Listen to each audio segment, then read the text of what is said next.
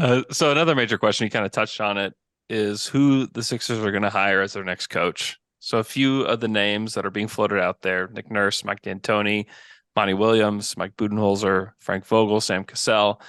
Do any of these candidates stand out to you, either positively or negatively? Are you excited about any of these options? I would say I'm so much more focused about personnel. What happens with Harden? What happens with Tobias? What Yeah. happens with some of the free agents the Sixers have?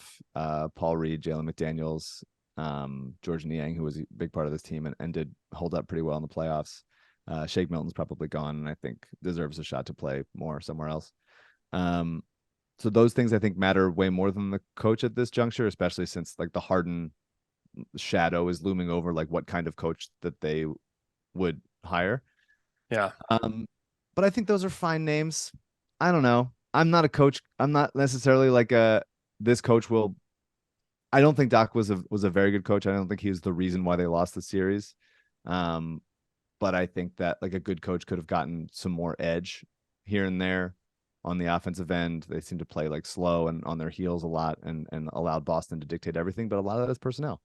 So I see the rationale for a Nick Nurse, who's obviously like branded as a more creative guy and willing to take risks, but he's also like kind of a psycho and will play his players like 44 minutes per game. Like that scares me a lot. Obviously, some of the personnel on this team is not like built for playing that many minutes successfully. Yeah. Budenholzer has his warts. Monty Williams has his. Cassell would be cool, but who knows what he actually brings to the table. He's been here. He's been under Doc for a while now. Um, D'Antoni would be, if Harden comes back and they sign D'Antoni, that feels very much like a get the gang back together for Maury and wear your varsity jackets from 1978.